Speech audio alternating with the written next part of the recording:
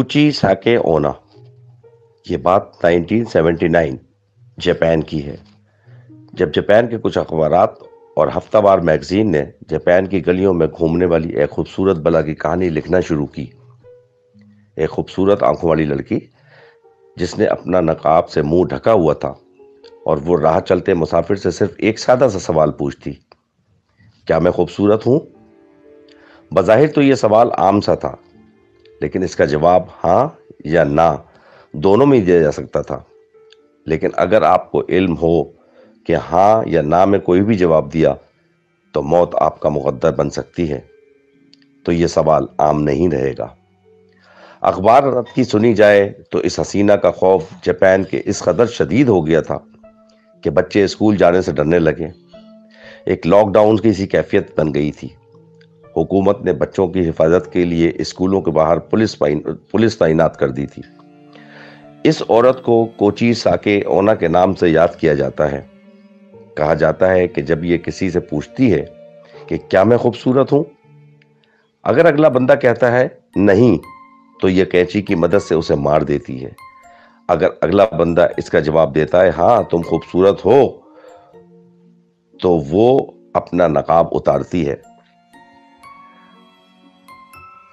इसका चेहरा एक कान से दूसरे कान तक एक भद्दी सी मुस्कुराहट की तरह चिरा हुआ होता है और वो फिर पूछती है, क्या मैं खूबसूरत हूं? अगर अगला बंदा जवाब में हाँ कर देता है तो वो कहती है, तो मैं क्यों ना तुम्हें अपने जैसा बना दूं। और इस बंदे का चेहरा भी कैंची की मदद से एक कान से दूसरे कान तक चीर देती है। तब के अखबारात गलियों में होने वाले ऐसे हादसों से भरने लगे और आज भी इस बला को देखने का दावा किया जाता है। कहा जाता है कि आज से 800 साल पहले कोची साके एक रियासत के सिपा सालार की बीवी थी। इसकी खूबसूरती के किस्से जापान में ज़बान ज़दे आम थे। एक रोज बादशाह के हुक्म पर सिपा सालार को एक जंग पर जाना पड़ा, तो इसने अपनी बीवी को अपना ख्याल रखने का कहा और चला गया। कुछ अरसे बाद जंग से वापसी पर वो सीधा अपने घर अपनी महबूबा से मिलने आया, लेकिन क्या देखता है कि इसकी बीवी किसी और के साथ काबिल एतराज हालत में है। तो वो पहले मर्द को मारता है, फिर अपनी बीवी को एक ही तलवार से इसका चेहरा बिगाड़ देता है और इसे कहता है, अब मैं देखता हूं कौन तुम्हें मुंह लगाता है, कौन तुम्हें खूबसूरत कहता है। और वो शहर छोड़कर चला जाता है। कुछ अरसे तक ऐसे रहने के बाद लोग इससे खौफजदा होने लगे और इसको बदसूरत कहने लगे, जिससे इसका दिल बहुत बुरा हुआ। लेकिन कुछ अरसे बाद इसकी भी मौत वाक़ई हो गई। अब भी वो जापान की गलियों में घूमकर लोगों से पूछती है, क्या मैं खूबसूरत हूं? क्या मैं खूबसूरत हूं? और अगर कोई ये कहता है कि हाँ तुम खूबसूरत हो, तो वो इसे अपनी तरह बना देती है। और अगर वो कहता है कि नहीं तुम खूबसूरत नहीं बल्कि डरावनी और बदसूरत हो, तो वो कैंची से उसको मार देती है। जापान के तमाम अखबारात में इसकी स्टोरी भरी पड़ी है।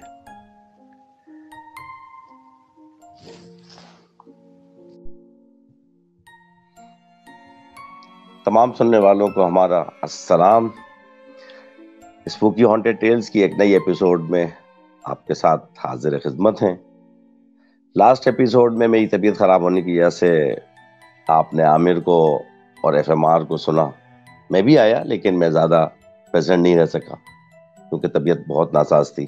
अल्लाह का शुक्र है। अब जिस लोगों ने हमारा चैनल सब्सक्राइब नहीं किया, उनसे दरख्वास्त है कि हमारे चैनल को सब्सक्राइब करें, बेल आइकॉन टच करें, लाइक के बटन को दबाएं, कमेंट सेक्शन में अपने अच्छे अच्छे कमेंट्स दें और अपने साथ होने वाले वाकयात हमको जल्द अज जल्द भेजें, टेप की सूरत में, ईमेल की सूरत में, या लाइव कॉल पे भी अगर आप आना चाहें तो हम कॉल पे भी आपको ले सकते हैं। हमारे ईमेल एड्रेस पर हमारे मॉडरेटर से राब्ता कायम करें। लास्ट की एपिसोड बहुत अच्छी रही और एफएमआर की जो नॉलेजेबल गुफ्तगू थी विद आमिर, उनको उसको लोगों ने पसंद किया। कमेंट सेक्शन में मैं बहुत फॉलो करता हूँ कमेंट सेक्शन को, तो मैं जाके देखा मैंने, बहुत अच्छे कमेंट्स आए। आप लोगों का बहुत बहुत शुक्रिया। उससे आगे बात बढ़ाएं, पहले आमिर को शामिल कर लें पहले। आमिर, अस्सलाम वालेकुम। अस्सलाम वालेकुम ताज साहब, अस्सलाम वालेकुम एवरीवन। वालेकुम Here सलाम। we are yet again another stream of Spooky Haunted Tale, and I hope कि सब लोग ठीक ठाक होंगे। और आपकी तबीयत अल्हम्दुलिल्लाह। कैसी है? आपका आमिर सफर कैसा बहुत गुजरा? 70 to 80% आई एम फिट।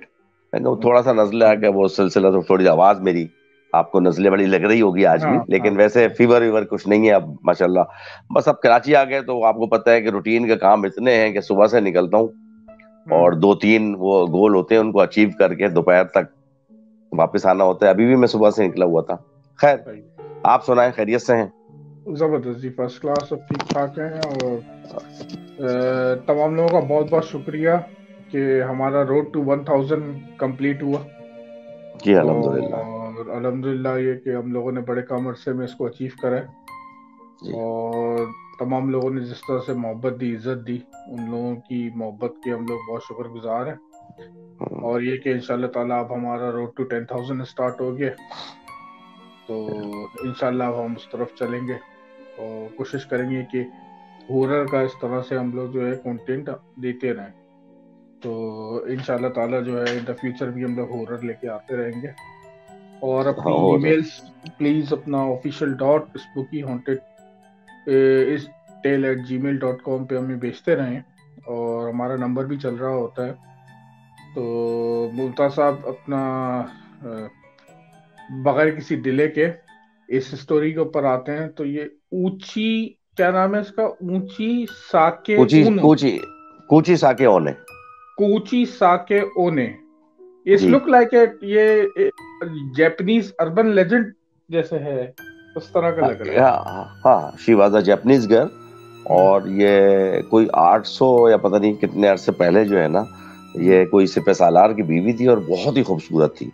मतलब ब्यूटी क्वीन का एक तरह का इसको हम्म। खिताब मिला हुआ था।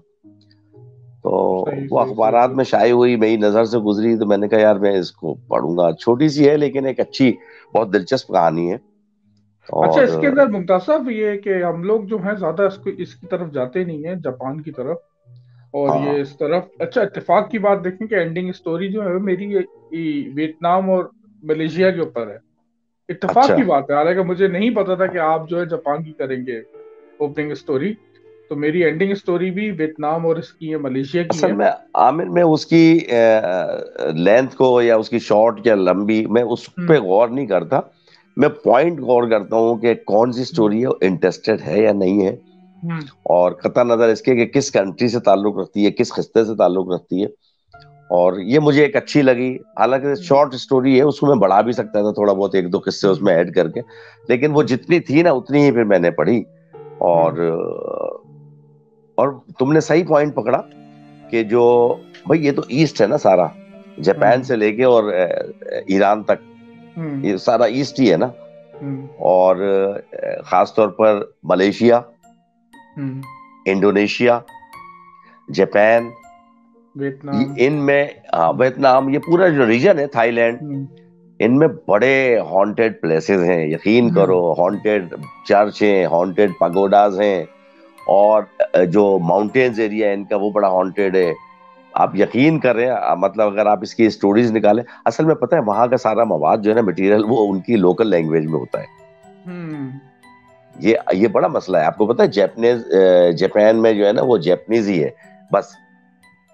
तो मिल मजेदार जाता बात आप है देखें कि हाँ, मिल जाता है। हम लोग जैसे पसंद करते हैं ना, हमारे यहाँ बहुत लोग बोलते हैं, कहते हैं कि यार कि ईस्ट पाकिस्तान बांग्लादेश की तरफ जाएं, वहां की भी करें। अब आप, हम्म। मजेदार बात आप देखें मुमताज साहब, यही वो आप वाली बात कि मैंने जितनी भी रिसर्च करने की कोशिश करी है ना, वो अनफॉर्चुनेटली वो होती है बांग्ला लैंग्वेज के अंदर। अब वो हमें समझ में अच्छा। नहीं आती है उनके नहीं तो पास। वो आमिर, वो आप बंगाल की कोई साइट पे आप रिसर्च कर रहे होंगे ना, तो वो तो जी बंगला बंगला में होगी। अगर आप जी। मतलब स्पेन पे चले जाएंगे तो वो स्पेनिश में होगी, फ्रांस में चले जाएंगे फ्रेंच में होगी। नहीं, उस तरह से लेकिन नहीं है, उजागर नहीं है जिस तरह से अपना दूसरी लैंग्वेजेस होती है ना। तो लेकिन ये कि बहरहाल, एक मैंने वैसे बता रहा हूँ कि मैंने कोशिश करी काफी बीच में, क्योंकि हाँ बांग्लादेश तो आपको पता है ना, के मैजिक के साथ इस वजह से बड़ा मशहूर है, काला ब्लैक जादू और इस मैजिक, तरह की चीजों ब्लैक के। मैजिक में तो वो बिल्कुल समझ लो कि वो बादशाह है। हम्म। तो ये जो फारिस है ना, फारिस की बड़ी खौफनाक कहानी है। और हम्म। आप इवन ये कि फारिस की अगर आप हॉरर स्टोरीज किस्से वगैरह भी सुने तो वो इतने खतरनाक हैं कि कई दफा ऐसा लगता है कि ये वेस्ट साइड जो है, जैसे ये पाकिस्तान हो गया या ये इंडिया हो गया या ये अपना ये सेंट्रल के रीजन हो गए और यूरोप, आपको ऐसा लगेगा कि जैसे कि ये हम लोग तो कुछ भी नहीं है इनके सामने, क्योंकि असल में सारा हकीकत है। फॉरेस्ट एरिया है ना हक, सारा ये। हकीकत है। और एक एक जगह को तो आप भूल ही गए। जी। उस जगह पे असल में एक्चुअली आजकल जंग चढ़ी हुई है, तो आप भूल गए। कौकाकस, जो मतलब कौकाफ जो हाँ कहलाता वो था, तो वैसे कौकाफ के उज्बेकिस्तान जिन, में। कि भाई वो तो मतलब बसेरा ही, जिनों का बसेरा है कौकाफ में। बिल्कुल और बिल्कुल। वो आपको पता है, रशिया से जो यूक्रेन की तरफ, जो हम्म, ईस्टर्न हम्म, यूरोप की तरफ जो आता है हम्म, इलाका, उसमें जितने भी पहाड़ी सिलसिला है वो कॉकासस कहलाता है। हम्म। बहरहाल हम आगे बढ़ाते हैं। आमिर, सबसे पहले मैं शुक्रिया अदा करूंगा अपने कमेंट्स बॉक्स के हिसाब से। हम जाएंगे कमेंट बॉक्स की तरफ, तो सही है। उसके बाद फिर हम स्टोरी की तरफ जाएंगे, ईमेल की तरफ जाएंगे। हम्म, तानिया मुस्तनसर साहिबा, थैंक यू वेरी मच। और आपको खुशी मिलनी चाहिए कि आप बहुत ज्यादा जो है फरमाइश थी आपकी कि एफएमआर साहब को लेके आया जाए। तो लास्ट आपने एंजॉय किया होगा एफएमआर साहब को और उनकी नॉलेज से इस्तेफादा हासिल किया होगा। अहमद जुबैर साहब, बहुत बहुत शुक्रिया। JK UK, thank you very much. Maheen Mughal, आपका बहुत शुक्रिया। शाजिया खान, आपका बहुत शुक्रिया। फातिमा फैज, बहुत बहुत शुक्रिया आपका, खुश रहें। Saima Rizvi, thank you very much. और आपसे थोड़ी सी शिकायत है कि आप आवाज ही हमारी भूल गई हैं। तो इन्होंने एक कमेंट किया हमें, जो मेरी ओपनिंग स्टोरी थी ना, तो वो हम्म, लिख रही है, पता नहीं किसका नाम लिख रही है, कि उन्होंने पढ़ी है, वो बहुत अच्छी पढ़ी है। मैंने ले भैया, हमारी आवाज भी भूल गए लोग। एमन फ्रॉम इंडिया, मेरी बहन, बहुत बहुत शुक्रिया हमारी बहन का। ये इंडिया से बड़ी मोहब्बत है इनकी, कि ये भाई करके बात करती हैं हमेशा, हम्म, भाईजान, भाई। और थैंक यू वेरी मच एमन। अदीला तारिक, आपका भी बहुत बहुत शुक्रिया। Marvi Jatoi, thank you very much. Saba recipes from Toronto, शुरू से ये जो है ना हमें फॉलो कर रही हैं। अभी हाँ, 2-3 एपिसोड ऐसी हैं जिसमें ये गायब हो गई हैं, 4 एपिसोड। तो इनसे शिकायत तो नहीं, इनसे रिक्वेस्ट है कि भाई वापस आए, हमको छोड़ के ना जाएं। सबा रेसिपीज जल्दी से वापस आए हमारे शो में। और भी कुछ ऐसे नाम हैं जिनको मैं कहूंगा कि वो वापस आए, भूल ना जाए हमको। बिल्कुल तो बिल्कुल। बाकी जिन लोगों के नाम नहीं लिए उनका भी बहुत बहुत शुक्रिया, थैंक यू वेरी मच। जी आमिर। बस अपना मुमताज साहब यही ये नजरें जो है, ये खुरबीन की जो नजरें ये आपकी चलती रहती हैं और आप पकड़ते रहते हैं कि कौन जा रहा है कौन आ रहा है। तो हम्म। सही है, अच्छी बात है। चले एक काम करते हैं फिर, ये कि मैं जो हूँ फिर ईमेल की तरफ चलता हूँ एक, उसके बाद जो पढ़े है फिर जो है एक अपना पढ़े ईमेल के पढ़े बाद पढ़े। जो है लोकेशन की बात करेंगे, फिर अपना जो है आपकी ईमेल पे आएंगे। सही। पढ़े। एक मिनट और करके मुझे जरा।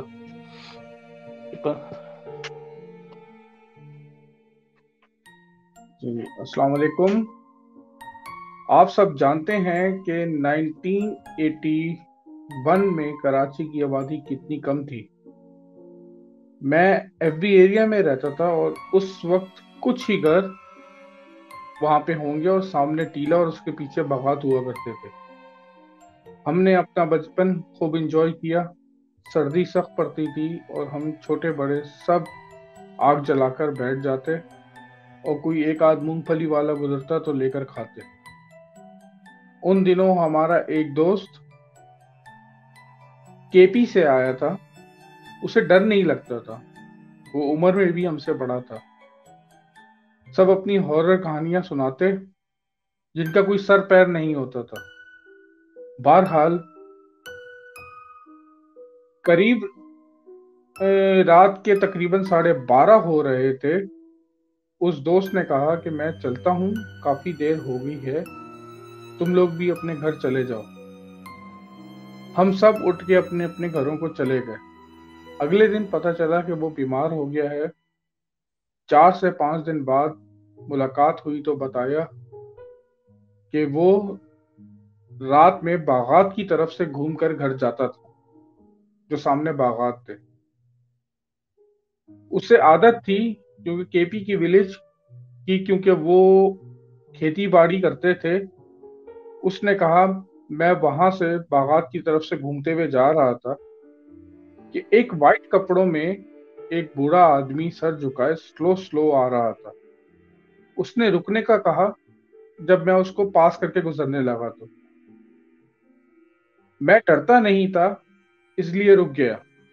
उन्होंने सर झुकाए कहा, बेटा ये वक्त हमारा होता है, तुम इतनी रात में यहां से मत जाया करो। तो वो सिर्फ सुन रहा था। फिर उन्होंने इशारे से कहा कि अब जाओ। तो वो मेरा दोस्त कहता है कि मैंने देखने की कोशिश की। उनकी आंखें बहुत बड़ी थी और लाल हो रही थी। बस वो कहता है कि मेरे पूरे जिस्म में कपकपी चढ़ गई और मैं वहां से भागा और घर आकर गिर गया और बेहोश हो गया और मुझको बुखार चढ़ गया। 4 दिन तक बुखार में पड़ा रहा। उसके बाद हमारे उस दोस्त ने अपने कानों को हाथ लगाया कि आइंदा रात को वहां से कभी नहीं जाएगा। और वाकई में वो इतना डर गया कि कुछ ही दिन बाद वो केपी वापस चले गए। ये थी मुमताज साहब। एक ईमेल इन्होंने नाम बताने से मना करा है और ये कह रहे थे कि ये इनके साथ एफबी एरिया के अंदर हुआ था। अब एफबी एरिया तो मैंने जो होस्ट संभाला है, मैंने तो एफबी एरिया को जो है बड़ा जी आबाद देखा और फुल घर देखे। अब ये बात कर रहे हैं तकरीबन 81 की, 80 की तो मेरी पैदाइश है। कोई बात नहीं। मैंने तो 80 में तो मैं रहा हूँ फेडरल एरिया में, ब्लॉक 10 में जो अच्छा। कहलाता है ना गुलबर्ग। तो 81 में फेडरल एरिया एक ऐसा इलाका है कराची का जो वो पूरा आबाद था। ब्लॉक 17, ब्लॉक 16, ब्लॉक 15, 14, 10, 9, यानी कि अगर आप लालू खेत की वो लियाकताबाद की तरफ से आ रहे हैं तो उसके बाद वो फेडरल एरिया के ब्लॉक शुरू हो जाते हैं, अजीजाबाद करीमाबाद के बाद से सोराब गोट तक।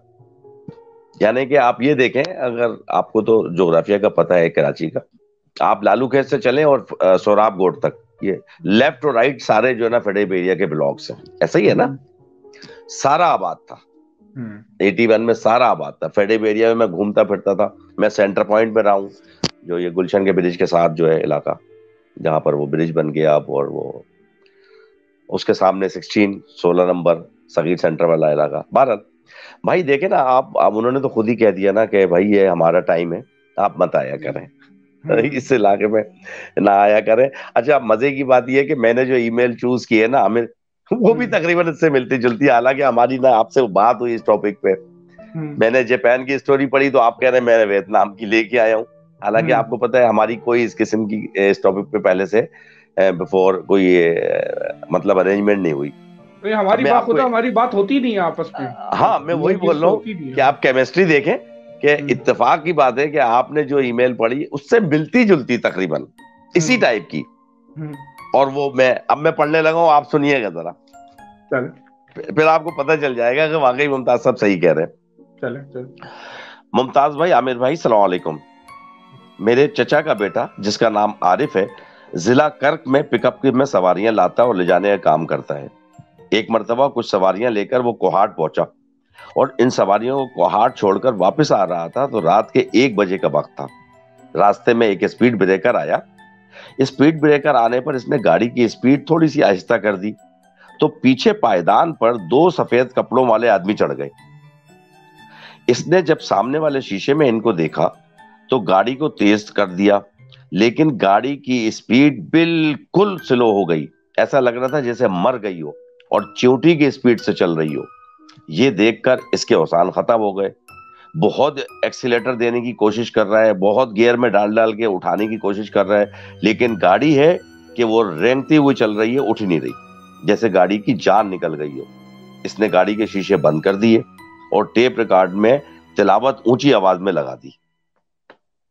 मैं जब भी कभी रात की सवारियां या दिन की सवारियां लेने जाता हूं तो टेप रिकॉर्डर पे तिलावत लगा दिया करता हूं। अब तो वाकई रात के 1 बजा हुआ था, इसलिए तिलावत ही बज रही थी। तकरीबन 15-20 मिनट तक वो पीछे खड़े रहे। फिर एक चौक आया जिस पर गाड़ी की स्पीड तो बिल्कुल थी ही नहीं, वो उस पर उतर गए। जैसे ही वो गाड़ी से उतरे तो गाड़ी ने खुद ब खुद मेरे एक्सीलेटर दिए बगैर रफ्तार पकड़ ली, मतलब तेज हो गई वो बहुत ज्यादा, और इतनी तेज हो गई कि मेरा एक्सीडेंट होने से बाल बाल बचा। फिर इसने गाड़ी को इतनी तेज चलाया जितनी चला सकता था। घर आया तो आते ही बेहोश हो गया।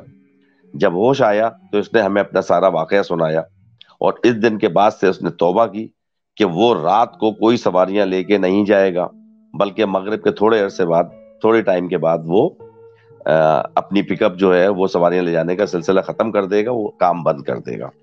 तो ये अब एक छोटा सा वाकया था, मुझे बताएं, आप बिल्कुल उससे मिलता जुलता नहीं है कि वो भी दो बंदे चढ़ गए उसके पायदान पे, हम्म। और 100% उसके कहने के मुताबिक वो इंसान नहीं थे।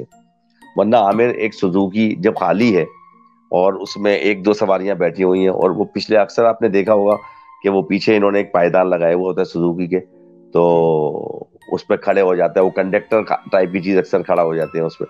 वो हाँ। दो लोग चढ़े और गाड़ी की स्पीड ही बिल्कुल मर गई, ऐसी हो गई गाड़ी जैसे 1,000 किलो वजन रख दिया उसके ऊपर। और जैसे ही वो उतरे और फिर वो गाड़ी की स्पीड में चली, तो ये बहुत परेशान हो गए। तो उन्होंने भेजा एक दो ईमेल भेजी हैं, तो मैंने कहा चले एक पढ़ के देखता हूँ, आपकी ईमेल से मिलती जुलती है ये भी। हाँ, लेकिन ये कि शुक्र है कि इलाका अलग था, वरना वो मैं तो ये बता डाउट रहे में आ हैं जाता। कोहाट का, करक और करक कोहाट। की तरफ, हाँ। असल में वो जी, एरिया मुमताज साहब, वो तो आपको पता है कि पहाड़ी इलाका है, पहाड़ी वो इलाका है, बहुत पहाड़ी इलाका है। बहुत और कुछ कॉम्प्लिकेटेड। इलाके वैसे भी आमिर देखो, उन इलाकों में जो है ना वो रात का मतलब अंधेरा, और रात में लोग जल्दी सो जाते हैं तो सन्नाटा हो जाता है। हमारे यहाँ कराची की तरह नहीं है, रात के 2 बजे 3 बजे तक बैठे वो चाय पराठा खा रहे हैं होटलों पे, और एक रश लगा हुआ है। आपको तो एहसास ही नहीं होता कि रात में आप 2 बजे जाएं या 3 बजे जाएं, आपको ट्रैफिक मिलेगा, गाड़ी आपको रोकनी पड़ेगी, आप ऐसे गुजर नहीं सकते। तो वो करक का कोहाट का इलाका, वो 12 1 बज गए रात को, तो वो काम हो गया उसका बस। और उसने ये बोला कि आप। ट्रांसपोर्ट, मुमताज साहब, ये ट्रांसपोर्ट वाले और ये जो ट्रक वाले होते हैं ना, इन लोगों के साथ ये बड़े होते हैं, मैंने देखा है। और ये कई तो इतने इम्यून हो चुके होते हैं कि जैसे अगर कोई इनको कोई ऐसी चीज नजर आती है तो ये बिल्कुल इग्नोर करके चले जाते हैं। इनके आमिर, डरते भी नहीं असल है में कभी। मसला ये है ना कि भाई दिन रात ये उस सड़क पे जो है ना चलते हैं, हम्म। हम्म। और ऐसे ऐसे इलाकों से गुजरते हैं, ऐसे ऐसी जगहों से गुजरते हैं। अब अगर एक शख्स जो है ना ट्रक या बस या कोई भी ट्रांसपोर्ट चला रहा है, और एक दिन में वो चलो कुछ नहीं तो 500 600 किलोमीटर भी ट्रेवल कर रहा है वो रोड पे, तो हम्म। यार पता नहीं कितने शहर रास्ते में से, पता नहीं कितने गांव रास्ते में पड़ के वो क्रॉस कर गया ना। हम्म। फिर रात हो गई, फिर वो रुक गए वहीं पर, वो ढाबे होटल पे रुक गए, फिर सुबह हुई फजर के टाइम फिर अपने नाश्ता वाश्ता करके फिर चलना शुरू कर दिया। तो इनको चांसेस ज्यादा है ना। आपको याद नहीं है, एक मैंने कश्मीर की पहाड़ियां जिसका वो नाम था, लेट नाइट और शो में एक टेप सुनाया था मैंने, कश्मीर की पहाड़ियां। तो वो हम्म। उसपे से वो जो एक बड़े बाबा आ रहे थे, हाँ हाँ तो वो हाँ हाँ हाँ रोशनी हाँ, याद आ नजर गया। है, याद है आपको? वो याद आ गया। अब वो क्या है, कश्मीर से वापसी पे कोई आता ही नहीं है। बारह हम्म। एक बजे के बाद वो बोलते भाई 10 बजे, रात के 9 10 बजे, जो वहां रह गया वहां रह गया, जो इधर रह गया इधर रह गया, सुबह जाएंगे। मना अब करते हैं उसको हम लोगों सुबह, से। हाँ उसको सुबह इस्लामाबाद में कोई काम था, मीटिंग थी, उसने बोला यार रात में हम होटल लेके कमरे में सिर्फ रात को रहना ही है, 5 6 घंटे चलते हैं आस्ता आस्ता, 5 6 घंटे में कुछ आस्ता आस्ता भी चलेंगे, पहाड़ी इलाका है तो 2 250 किलोमीटर तो गुजर जाएगा ना। बिल्कुल। वो बिल्कुल। बाबा नजर आ गए, एक जगह से गाड़ी घूमे फिर बाबा, फिर दूसरी जगह से गाड़ी घूमे फिर बाबा, सही बात है। फिर तीसरी दफा वो गायब हुए। तो वो फिर उसने एक ढाबे पे रोक ली, उसने बोला यार वो तो उनके तो आसान ही खत्म हो गए। हम्म। और जाहिर सी बात है, जो ट्रेवल करता है ज्यादा उसको ज्यादा चांसेस होते हैं। बिल्कुल। अच्छा मुमताज साहब, एक चीज अपना, आजकल जो वीडियो, यानी एक चैनल पे नहीं, पूरे सोशल मीडिया पे हॉरर जॉनरा के अंदर जो मकबूल हो रही है, शायद वो आपकी नज़रों से गुजरी हो, और बड़े बड़े यूट्यूबर्स ने वो चलाई है, और हमारी भी नज़रों से गुजरी, हमने भी देखा। और एक्सप्लेनेशन एक चीज होती है ना, जिसमें होता है कि एक्सप्लेनेशन नहीं होती, कि वो एक ऐसा हुरर है कि आपके पास एक्सप्लेनेशन ही नहीं है कि ये है, हो क्या रहा है।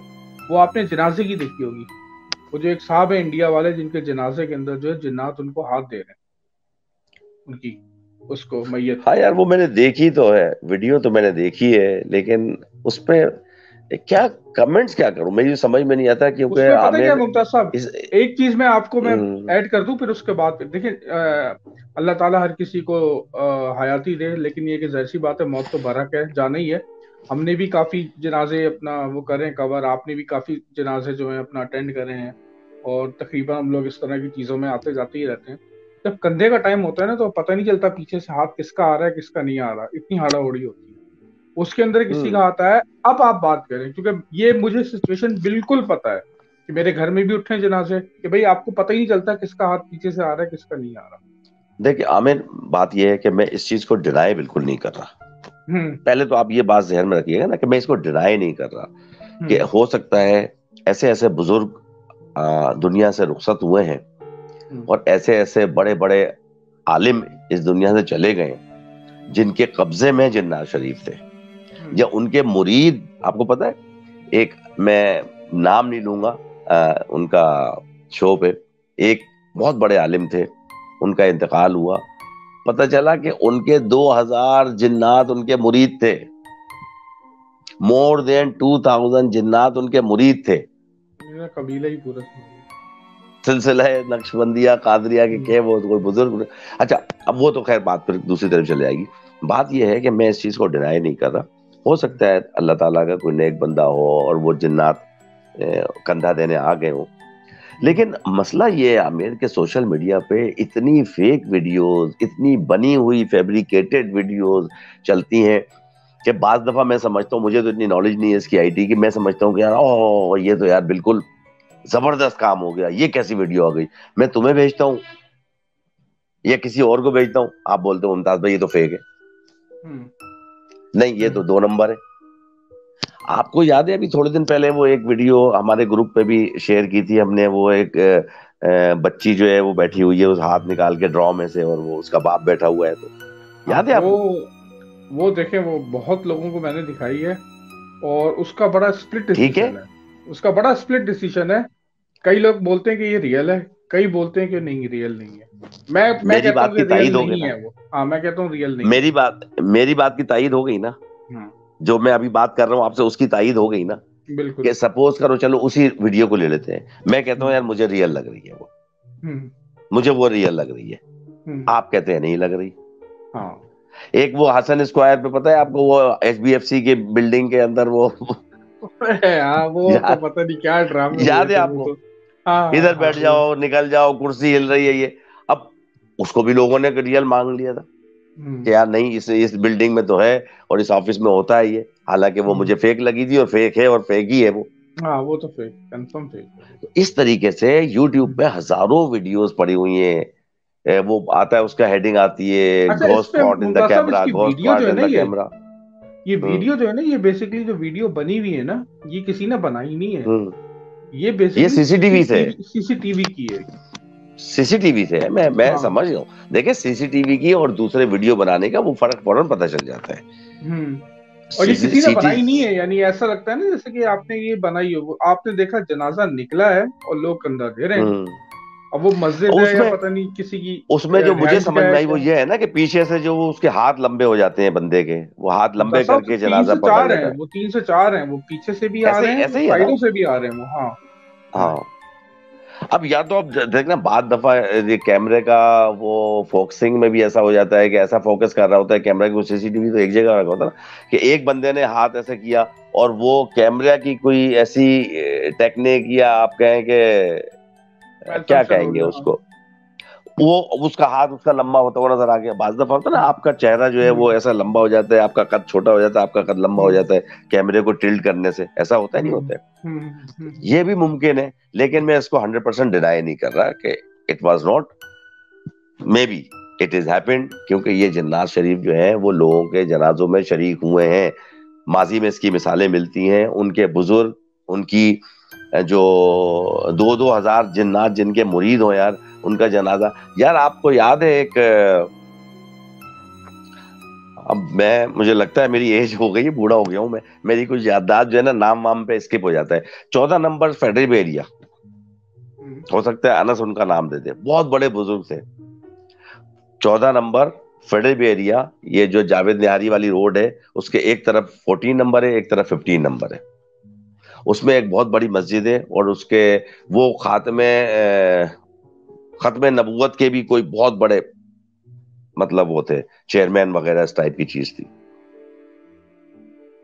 अनस आप मेरी मदद करो। जरवली साहब, नहीं नहीं, जरवली साहब नहीं, उनका कुछ और नाम था। नहीं, जर वाली साहब नहीं है, ये कोई और है। वैसे समझ गया हूँ, नाम जहन में मेरे अभी खुद नहीं आ रहा। नाम मेरे जहन में नहीं आ रहा, आ जाएगा तो मैं बता दूंगा, इसमें ऐड कर देंगे। 14 नंबर फेडरेबेरिया, बस इतना मुझे याद है। और वो मदरसा भी है बहुत बड़ा, और वो मस्जिद भी मैंने देखी है। बस नाम इस वक्त मेरे जहन से निकल गया, और बड़ा अच्छा नाम भी, बड़ा खूबसूरत है, लंबा सा ना। एक हाफिज नईम थे, इस तरह के कुछ थे ना। नहीं, बारह लेके चलो हाफिज नईम तो वो मेरठ कबाब पराठे के सामने जो न्यू टाउन वाली मस्जिद के वो थे। ये 14 नंबर जो अपने फेडरेबी एरिया का है ना, जो जावेद न्यारी को रास्ता जा रहा है, तो बिल्कुल उसके घुसते ही अवेसिया करके, यार पता नहीं क्या नाम था मेरे जहन में। चलो आएगा तो बता बुजुर्ग थे यार, मैं बता दूं। उनके आमिर, जब उनका जनाजा गया है ना, तो जो साहिब नजर लोग थे, जो साहिब नजर लोग थे, हमारे और आपकी तरह नहीं है ना, जो कश्फ की दुनिया को जानते हैं, जो कश्फ में चले जाते हैं, उन्होंने उनके जनाजे में जिन्नात शरीफ को देखा है। अब आप बोलें। नहीं होंगे, कंफर्म होंगे, तो मैं तो इस चीज को डिनाई नहीं करता हूं जी, होते हैं। तो ये मुमकिन है कोई इंडिया में जनाजा किया हो, आ गया हो।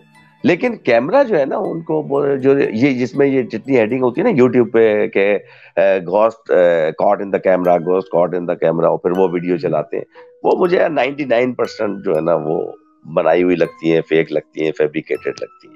क्योंकि इतना दुनिया में ये रिवाज हो गया, इतना टॉपिक आम हो गया है, और लोग इसके पीछे लगे हुए, इस टाइप के चैनल बहुत चला रहे हैं, तो उसमें जो है ना वो फिर आपको पता है मजा नहीं आता वो फिर ऐसे देखने में। फिर जो असल में 1% 1% अगर रियल भी, 99% फेक हो, 1% अगर वाकई में रियल भी आ गया, तो लोग उसको बोलते हैं यार, वो बोलते हैं शेर आया, और जिस दिन वाकई शेर आ गया तो कोई निकले ही नहीं, वो बकरियों को खा गया। ये हो गया, मतलब वो 99% फेक ने जो 1% रियल है ना, उसको भी दबा दिया है, उसको दबा दिया। ये है असल में मसला। चलो लोकेशन पे चलते हैं, कराची की। हाँ बिल्कुल चलें।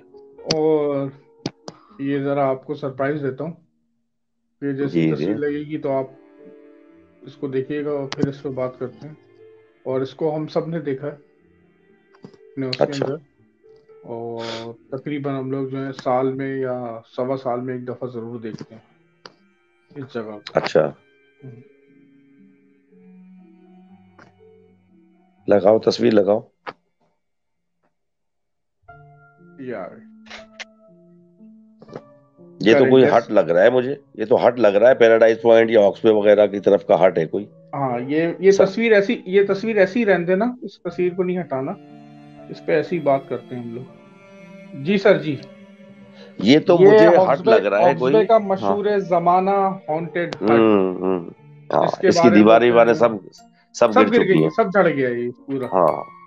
तो मुमताज साहब, यहाँ पे मैं गया था, और ये मैंने बहुत करीब से देखा है, और ये बात हकीकतन सही है कि इतवार की छुट्टी में जब हॉक्सबे के अंदर खड़े होने की जगह नहीं होती, वहां पे ये जो हट है, इसके आसपास 2-4 बलोच बैठे हुए थे, और वो उस तरफ जाने नहीं दे रहे थे, और कोई इसके अंदर नहीं है, यानी कि कोई चीज ऐसी नहीं है। बस ये इससे थोड़ा सा बेहतर था जिस जमाने में मैं गया था। इस वक्त तो आमिर इसकी कोई एक दीवार भी सालिब नजर नहीं है, आर पार नजर आ रहा है। हाँ बिल्कुल, ये आहिस्ता आहिस्ता जाहिर सी बात है मुमताज साहब, देखिए वो जो होती है ना एंटिटी जो होती है, वो तो फिर दीवारों में और इसमें सराहियत करती है ना, उसको फिर वो करती है खराब। और दूसरी बात है कि जब वहां पे मुमताज साहब कोई जाएगा ही नहीं, तो फिर तो जाहिर सी बात है वो सामने ही समंदर है, वो तो कबा पर बात करती है, और अजीब सा लगेगा। इसके बारे में मुमताज साहब बहुत स्टोरियां मशहूर हैं, और खासतौर पे जो रात में अक्सर जो हमारे जो ये नौजवान हैं, ये वहां पे जाके जो है पार्टियां वगैरह जो करते थे ना, और ये सब चीजें जो है, तो उनके बारे में जो है क्या नाम है अपना, बहुत मशहूर है कि उन्होंने यहाँ पे काफी सारी ऐसी चीजें देखी हैं। और यही वो जगह है जिसके बारे में बोलते हैं, एक लंबा और एक छोटे कद का बोना, और एक बड़े लंबे कद का, वो दोनों एक साथ बैठे हुए अक्सर नजर आते हैं, दिखाई देते हैं यहाँ पे। और इसी हट पे जो है, इसकी छत के ऊपर जो है, रात के 2-2:30 बजे 3 बजे के बाद जो है ना, एक खातून नजर आती है जो उसकी छत पे टहल रही होती है। अच्छा, हाँ, और लोग जब करीब जाते हैं तो वो कभी नहीं होती, और कभी होती है तो फिर अपना अगर जैसे दिखाई दे जाए तो जोर जोर से हंस रही होती है। आपने इसके बारे में क्या सुना है? ये तो खैर बड़ा कंफर्म है, लेकिन आपने क्या सुना? आमिर इसका असल में हट का नाम तो कोई भी नहीं है ना, मतलब इस हट का कोई नाम तो नहीं है ना, बस हॉक्स पे एक ही हट है, ये है ना मतलब। ये एक ही है, हाँ ये एक ही है जो हॉक्स haunted पे 2-3 हट्स ऐसे हैं हॉक्स पे, और 1-2 है। हट हैं पैराडाइज पॉइंट पे हम्म जो 100% हॉन्टेड है, और उनकी स्टोरीज मुख्तलिफ चैनल पे मुख्तलिफ लोगों के ऊपर चल भी चुकी हैं। हॉक्स पे ही इस हट के अलावा भी एक हट है जिसकी इसकी तो दीवार एक भी सालिम नहीं है ना, उसकी कुछ दीवारें सालिम है, और उसका इसका ये आपने जो फोटो लिया है मेरा ख्याल से समंदर की तरफ से नहीं लिया है, बैक साइड से लिया ये है बैक साइड से समंदर। लिया जी। हाँ, क्योंकि समंदर सूरज जो है ना देखे पीछे की तरफ है समंदर की तरफ। उस हट का मैं अगर चाहूंगा तो कहीं से मैं गूगल से पे निकाल के ना सर्च करके मैं आपको दिखाऊंगा। एक और हट है जिसकी कुछ दीवारें अभी बाकी रह गई हैं, बहुत बुरी हालत है उसमें जो है ना। जब भी आप रात को स्टे करने के लिए लड़के या मतलब जो भी फैमिलीज जाती हैं उसके आसपास, तो वो चौकीदार या बिलोच जो है ना वो बोलते हैं कि भाई उससे 100 मीटर उस तरफ रहो या 100 मीटर इस तरफ रहो, हाँ, इसके ये पास इसके मत बारे आओ। में भी कहा जाता है मुमताज साहब। और उसके बारे में भी कहा जाता है, क्योंकि कहीं अक्सर ये पता वो है क्या सेम तो होता नहीं है। है मुमताज साहब, ये कहीं ये वही तो नहीं उसकी है जो लेकिन उसकी अभी भी दीवारें हैं आमिर, आपने उसकी देखी अभी भी। रिसेंट? हाँ मैंने देखी है, उसकी अच्छा। अभी भी दीवारें हैं, टूटी हुई जरूर है, टूटी हुई हम्म जरूर है। और उसके आगे वो बरामदा सा बना हुआ है जिसमें वो बैठ के लोग नहीं नजारा करते हैं हम्म हम्म हम्म हम्म समंदर का। हम्म। तो वो बरामदा भी अभी सालिम है, मतलब मौजूद है। अब इन हालिया बारिशों में अगर कुछ टूट गया हो तो मुझे नहीं पता है, पिछले 15-20 दिन 25 दिन पहले जो बारिशें हुई हैं बहुत, इसका मुझे नहीं पता। लेकिन इन बारिशों से पहले तक उसकी दीवारें सालिम थी, टूटा फूटा था लेकिन वो दीवारें उसकी सालिम थी, और बरामदा भी उसका था, बरामदे की ग्रिल भी थोड़ी सी बची हुई थी। लेकिन यार उसको तो आप बस उसका फोटो देखो उस हट का, आप बोलोगे मुमताज साहब आप सही कह रहे हैं। उसका बस पिक्चर देखो उस हट की, यानी कि ये भी इसकी भी दीवारें वगैरह सारी सालिम नहीं है, और आप बता भी रहे हो उसकी हिस्ट्री है सब कुछ है। हम्म। लेकिन यकीन करो ये भी उतना हॉन्टेड देखने से नहीं लग रहा जितना वो लगता है। सही है। अच्छा, इसकी एक निशानी है मुमताज साहब, वो ये है कि इसके आसपास जैसे होता है ना कि जैसे वो समंदर में आपने देखा है ना, सीगल वगैरह आ जाते हैं और इस तरह की चीजें जो आ जाती हम्म हैं। तो वो जब अक्सर जब सीगल का झुंड आता है तो उसके बारे में मशहूर है कि वो पूरे जैसे वो क्या कहते हैं, आसपास के हटों में इधर उधर बैठे हुए होते हैं, इसके ऊपर कुछ भी हम्म नहीं बैठा हुआ। हालांकि ये आप देख रहे हैं, ये आइडियल जगह है किसी भी परिंदे की ना ऊपर जाके बैठने की। इसके ऊपर हाँ कोई नहीं बिल्कुल। बैठता, आसपास सब बैठे हुए होते हैं। जब और इसकी एक मखसूस हदूद है, जैसे कह लें कि आप इसके आसपास 400-500 गज की जो जगह होती है ना, 600 गज की हम्म जगह, उसके आसपास आपको कोई भी जो है ना लिविंग क्रिएचर यानी जानवर वगैरह, कीड़ा वीड़ा वगैरह, अशरातुल वगैरह नहीं दिखेंगे आप। हमें हीट होती है ना उस जगह पर, आम जगह हम्म। से उसका टेम्परेचर बढ़ जाता है ना। वो नहीं वो जो लेके जाते हैं two two two two two बजना शुरू हो जाता है, वो क्या है वो हीट से तो बचता है। हाँ, वो ईएमएफ जो ईएमएफ जो है वो इलेक्ट्रॉनिक मैग्नेटिक हाँ वेव। वो हाँ वो जो है ना वो हीट से, या जो इलेक्ट्रिसिटी की जो वायर गुजर रही है वो हाई टेंशन वायर उसके साथ बढ़ना शुरू हो जाता है। बिल्कुल अच्छा बिल्कुल बिल्कुल। आमिर, लास्ट एपिसोड में मैं सुन तो रहा था, जाहिर सी बात है तबीयत खराब थी तो पीछे बैक कैमरा तो मैं सुन रहा था, किसी वक्त कैमरे पे भी आ जाता था। जी तो जिस वक्त एफएमआर वो अपने वो जो मिलिट्री की उसकी बात कर रहे थे ना, तो मुझे मतलब वो मैंने कहा चलो आमिर भी रिकग्नाइज करेगा। उससे एक एपिसोड पहले मैंने पूरा आपको किस्सा सुनाया था अपने चकोटी बॉर्डर का, याद हाँ है। जी, आपने सुनाया था, बिल्कुल सुनाया था। और हम चले गए और हमने जाके रिमार्क्स लिख दिए, और हमें वो पूरा मैंने मतलब 15 मिनट की डिटेल बताई। और एग्जैक्टली एफएमआर ने जो मिलिट्री के साथ जो वाकयात पेश आते हैं ये हॉरर के हमारे आर्मी वाले भाइयों के साथ, तो उसने वही चकोटी बॉर्डर का ही जो है ना जिक्र किया उसमें आसपास का, बाकायदा। हाँ, एफएमआर ने खुल के तो नहीं बताया था, लेकिन वो आसपास के एरिया का था, नहीं नहीं यही कहा उस था। चकोटी बॉर्डर का एफएमआर ने नाम लिया है, हाँ चकोटी हाँ, बॉर्डर का। चकोटी उन्होंने कहा था, चकोटी बॉर्डर के आसपास का जो एरिया है ये। हाँ वही एफएमआर वही। अच्छा खेल गए थे, अच्छा खेल गए थे वो, हाँ। नहीं लेकिन उन्होंने तो बाकायदा वो नहीं वो तो इट वाज मतलब, अब मुझे पता नहीं कि it is, but it was a visiting place, क्योंकि उस वक्त तो हम्म, जिस वक्त जंग बंदी होती है तो लोगों को जाने देते हैं एलओसी जाने के करीब। देते तो हैं। मैंने हम्म आपको बताया ना पूरा वाकया बताया, मैं सारा कमेंट्स भी लिख के आ गया रजिस्टर हम्म में। वो हम्म। कर्नल कमांडेंट ने हालांकि हाँ नाराजगी का हाँ। इख्तियार भी किया लेकिन मैं लिखा है। तो बाकायदा एफएमआर ने उसका नाम लिया है सिक्योरिटी बॉर्डर हम्म, का, और वो वाकई बिल्कुल सही लिया। वो तो पूरी वादी जो है वैली जो है ना वो इसी टाइप के किस्सों से भरी पड़ी है, और रात को बहुत वाकयात होते हैं। तो मैंने कहा चलो मैं जिक्र करूंगा कि एक हफ्ते पहले ही मैं उसका पूरा डिटेल बता चुका था आमिर को ना, हाँ, जिक्र कर चुका था, तो वही उसने बताया। अच्छा मजेदार बात है, इत्तेफाकी याद है, मैंने भी अपना उसको नहीं, अभी आपने याद दिलाया, मैंने भी उसको जो है मैंने तो फॉलो नहीं पूरे करा था। 10 15 20 मिनट तक उसमें बात की थी हाँ, बाकायदा, मेरे पूरी जहन अपना में नहीं रहा, वाकया मेरे बताया जहन था में किस नहीं रहा। तरीके से मैं गया, किस कौन कौन लोग मिले, क्या क्या चीज हुई। तो हम्म। और वो हमारे जो पाकिस्तान आर्मी के हीरो हैं और सबसे पहले निशाने हैदर कैप्टन सरवर शहीद, हाँ, उनकी कैप्टन सरवर पोस्ट थी वो शहीद। चकोटी बॉर्डर जी, वो वहीं पर चकोटी बॉर्डर पे ही शहीद हुए थे कैप्टन सरवर शहीद साहब। सही तो सही सही सही। एक और ईमेल पढ़ते हैं हमें, चले, पढ़े देखें पढ़े कैसी लगे आपको, पढ़े। बताइएगा। हॉरर होनी चाहिए, हॉरर लेके आओ भाई। हॉरर हॉरर ही है सब हमारा, तो आपको पता है आपका तो मूवी हॉरर की तरह हो गया। हाँ, अब तो लाइट ऐसी पड़ रही है, हॉरर हो गया, सब लोग बोल रहे थे, कह रहे लाइट लगाओ लाइट।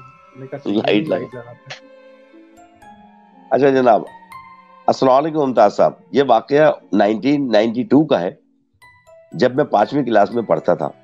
तहसील दीनापुर के एक गांव जमाला में रहता था। मेरे 3 बेहतरीन दोस्त भी थे जिनके नाम महफूज, अकबर और नदीम थे। मेरा सारा बचपन जमाला की गलियों में गुजरा था। हम चारों रात के 11 बजे 11:30 बजे तक बाहर रहते थे। हर रोज मामू की डांट पड़ती थी और कभी कभी तो मार भी पड़ती थी, लेकिन हम एक कान से सुनते और दूसरे कान से निकाल देते। जाहिर सी बात है, जवानी का जमाना ही यही होता है। और रोजाना आधी रात को ही घर वापस आता। खैर, वहां पर एक किसान अल्लाह बसाया था, जो हमारा हमसाया था। इसने गांव से बाहर खरबूजे और तरबूज लगा रखे थे। एक दिन हम फिल्म देखने गए। जब फिल्म खत्म हुई तो तकरीबन रात के 10 बज चुके थे। हम खेत में पहुंचे और जाते ही खरबूजों पे हल्ला बोल दिया। मतलब हम खरबूजे और तरबूज वगैरह तोड़ने के चक्कर में, चोरी करके खाने के चक्कर में वहां पहुंच गए। हैं। अचानक महफूज की नजर एक औरत पे पड़ी, जो हमसे चंद कदम के फासले पर दूर खड़ी थी। महफूज ने जल्दी से हमारी तवज्जो इस औरत की तरफ कराई। हम देखकर हैरान रह गए कि एक बहुत खूबसूरत औरत, जिसने मेकअप भी किया हुआ है, बेहद जेवर भी पहना हुआ है, और उसके पास घास की एक गठरी रखी हुई है। इसने हमसे कहा, मुझे घास की गठरी उठवा दो। अकबर, जो कि बहुत ही दिलेर था, निडर लड़का था, वो आगे बढ़ने लगा, लेकिन मैंने इसे रोका, क्योंकि मैं समझ गया था कि रात के 10 बजे कौन घास काटता है। और जैसे ही मैंने इसे रोका, तो वो औरत गुस्से से मेरी तरफ देखने लगी और उसने कहा, क्या हुआ? मैंने सिर्फ घास उठवाने को ही तो कहा है। इतने में नदीम ने मेरा हाथ पकड़ा और कहा, भागो। इस वक्त रात के 10 बजे इस गांव में एक औरत का, वो जो मतलब खरबूजों का खेत है, उसके दरमियान होना नामुमकिन की बात है। और अगर औरत हो भी, तो इतने मेकअप में, इतने अच्छे कपड़े और इतने अच्छे जेवर पहने हुए, जैसे कोई शादी में जा रही हो। ये सवाल ही नहीं पैदा होता कि हमारे गांव की कोई औरत होगी। बस हमने दौड़ लगाई और सही। शायद ये पीछा रहा। वो जिन है, वो जिन है।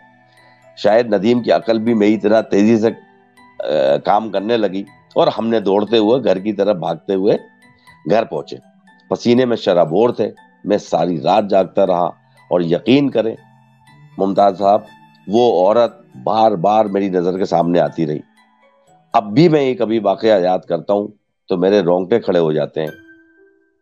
तो ये अब आप देखें, वाकई अजीब सा वाकया है कि यार गांव में एक खेतों में खरबूजे के खेतों में रात के 10 बजे कोई जेवर पहन के, कोई मेकअप करके औरत आएगी। औरत आ हो ही नहीं सकती है, सकता, चलो हो ही नहीं सकता, मजबूरी में हो आ ही नहीं सकती है, लेकिन वो गांव की कोई औरत होगी अपने घर के कपड़ों में तो आ सकती है। और गांव की तो औरतों को तो आमिर, वो तो पता है, 1 to 1 सब लोग एक दूसरे को जानते हैं। जानते हैं, ये फला जानते की हैं। अम्मा है, ये फला की बहन है, हम्म। ये फला की बेटी है, सब जानते हैं। वो चारों बिल्कुल लड़के सही। उसी गांव के थे। तो बोला, हम तो एक एक औरत से वाकिफ है, मतलब जो भी अपने गांव की थी। वो गांव की औरत खरबूजे के खेत में घास काट के गठरी उसमें बांध के रात के 10 बजे, वो फुल मेकअप और फुल जेवर और खूबसूरत। तो मैंने कहा ये सच्चा वाकया है, मेरे साथ खुद हुआ है। तो मैंने कहा मैं आपको जो है ना भेजूं। यार है तो अपना, अब बहरहाल ये कि इसके अंदर तो ऐसी बात है, अब गांव के अंदर तो जी अपना आपको पता है कि लाइट्स भी कम होती हैं, डिप्राइव अंधेरा एरिया अंधेरा होता है, वो अंधेरा होता है। नहीं, घरों की तरफ तो चलो बहुत लाइटें लग गई हैं अब, लेकिन ये 1992 का है, हो सकता है घरों में भी लाइट ना हो या घरों में लाइट हो, लेकिन खेत के अंदर खरबूजे के जहाँ खेत लगे हुए हैं, तरबूज के जहाँ काश्त होती है, वहाँ वहां तो पर थोड़ी अंधेरा लाइट खूब भी होता होती है। है, खूब होता है बिल्कुल वहाँ अंधेरा को पता, वहां कोई पोल थोड़ी लगे हुए लाइट के, और वहाँ सिवाय पे इसके तो कि अगर आप टॉर्च वगैरह लेके चले जाएं, कोई इमरजेंसी लाइट तो ठीक है, कोई पोल वगैरह थोड़ी लगे होते हैं लाइट के, ट्यूब ये लाइटें तो जल सही रही हैं है। वहां पर। तो अब उस अंधेरा गुप में कोई जवान औरत खड़ी है, खूबसूरत जेवर पहने, फुल मेकअप किए हुए, और बोल रही है घास उठा के मेरे सर पे रखवा दो, और चार लड़के।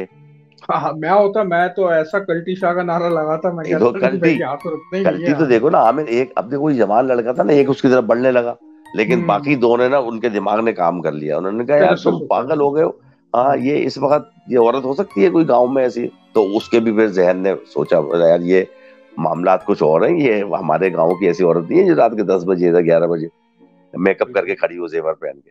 फिर उन्होंने दौड़ लगाई। नहीं, अच्छी ईमेल थी, मजा आया मुझे। और ये हाँ, कि इस तरह के बिल्कुल वाकयात होते हैं, और ये बड़े ऐसे होते हैं होते मुमताज रहते हैं साहब। एक बात याद रखिएगा कि जब आप इन चीजों को ढूंढने निकलेंगे तो आपको ऐसा लगेगा कि इस दुनिया में आप अकेले हैं, कोई और मखलूक नहीं है। और जब आप इनको ढूंढना बंद कर देंगे तो ये अपनी मौजूदगी का ऐसे एहसास दिला देते हैं कि आप एकदम से बोलते हैं, अरे ये क्या था। और ये वाकयात, मैं आपको एक बात बताऊं कि ये बड़े कंटिन्यूअस, कॉन्स्टेंटली होते हैं, हर जगह पे होते हैं। इसका कोई जमान मकान नहीं है। कोई ऐसा नहीं है कि कराची है, या कोई ऐसा नहीं है कि कोई अपना इंटीरियर का कोई गांव है, या कोई हाईवे है, या कोई जंगल है। नहीं ये हमारे टाइम टाइम आसपास होते रहते इसका कोई हैं। टाइम नहीं है, इसका कोई दिन हम्म नहीं है, इसका कोई डे नहीं है। इतने ज्यादा होते हैं मुमताज साहब कि हाँ हमको हाँ, असल में पता नहीं चलता, हमारा इस तरफ जी। ध्यान नहीं गया होता। लेकिन जिन लोगों का उस तरफ ध्यान होता है, जैसे हम आप हैं, हम लोग इस चीज को बड़े गहरे तरीके से वो करते हैं। अब रात के अंदर जो है, अगर कोई खट हो, कुछ भी ऐसी अपना क्या कहते हैं अपना उसको, कोई आवाजें आए, कुछ किसी भी किस्म की वो हो, तो एक बंदा क्या बोलेगा, कहेगा यार कोई कर रहा होगा पड़ोस में, कोई ये वो। हम लोग जो है, हम्म। हमारा कोई और किसी और तरफ चले जाता है।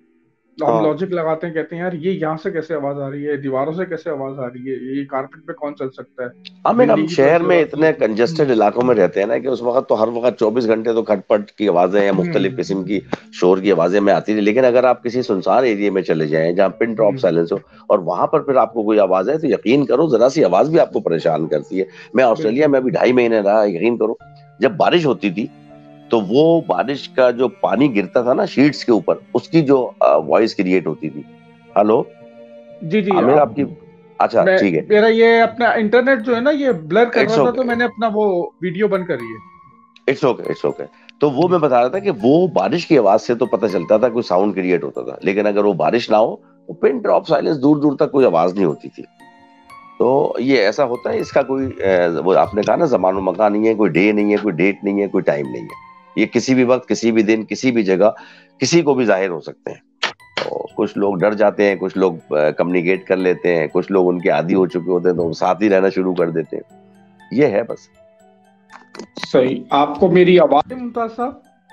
आवाज आ रही है, आवाज आ रही है। हाँ, असल में जो है थोड़ी सी ये ब्लर हो रही थी, तो अच्छा, ये मुझे, हाँ, ये मुझे, मैंने इसीलिए अपनी वीडियो बंद करी है। एक मिनट में ये अब थोड़ा, अब दोबारा से इसमें आई है ये फ्रेम के अंदर। आपकी तस्वीर एकदम से जो है ना धुंधली हो गई हम्म, थी, नेगेटिव टाइप हो गई थी। अच्छा अब बेहतर है, हाँ अब बेहतर है। अब जो है इसकी वो पिक्सल सही है। हाँ, तो ठीक है। वो एक दोस्त का किस्सा है मुमताज साहब। हम्म, आपका तो बड़ा वहां पे रहा है आना जाना, आपको तो पता ही होगा। मेरा एक दोस्त था, उसका नाम मैं नहीं लूंगा, क्योंकि ड्यू टू सम रीजन। तो वो पहले हमारे साथ पीसीएस में रहता था, और अब वो जो है ये क्या कहलाता है, ये शायख रुसान कहलाता है, ये जो गार्डन पे जो कहलाता है, ये नहीं, जहाँ पे, एक गार्डन ईस्ट है, एक गार्डन वेस्ट है। हाँ उसी तरफ जो है, जहाँ पे हमारे जो क्या कहते हैं अहले तशी भाई जो हैं, जिनकी मेजोरिटी रहती है। कौन सा एरिया वो?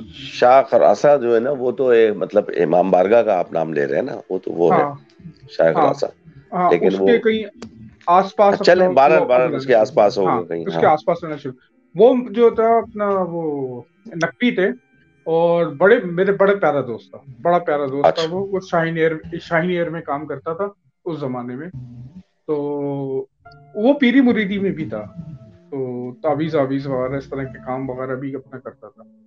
तो उसका, वो किसी का मुरीद था, वो मुरीद उसका जो था, वो बंदा था, वो बलोच था, और वो अपना वहां पे मलिर 15 में रहता था, अंदर की तरफ जाके। वो उस वाली रोड पे रहता था जो मलिर 15 के फाटक से जब आप अंदर घुसते हैं, तो वो जो रास्ता जो सीधा अजीमपुरा कब्रिस्तान की तरफ जाता है, उस वाले हाँ रोड मैं पे। समझ गया। अच्छा अच्छा। हाँ, हाँ, उस वाले रोड पे जो आगे शाह फैसल की तरफ भी जाता है, जो रोड जी जी जी आगे। जी हाँ, जी जी। तो वो कभी एक दो दफा मैं भी गया था, लेकिन ये कि वो बहुत ज्यादा लंबा रूट हो जाता था और रात में वो लेट निकलता था, तकरीबन 8-10 बजे निकलता था। तो मैं जो हूँ ना, थोड़ा सा उस एरिया में रात के टाइम पे अवॉइड ही करता था। तो अच्छा क्योंकि पुरानी बात कर रहा हूँ मैं आपको, तकरीबन कोई 98-99 की तकरीबन। तो अच्छा। आपको पता होगा वहां पे वो उस तरह की आबादी नहीं थी, अभी तो वो वो ब्रिज कंप्लीट नहीं जिसे बना था कहते ना, हैं। वो कोरंगी लाली हाँ, वाला ब्रिज नहीं बना था ना, अजीमपुरा के हाँ, पीछे से तो ब्रिज ब्रिज बना है वो।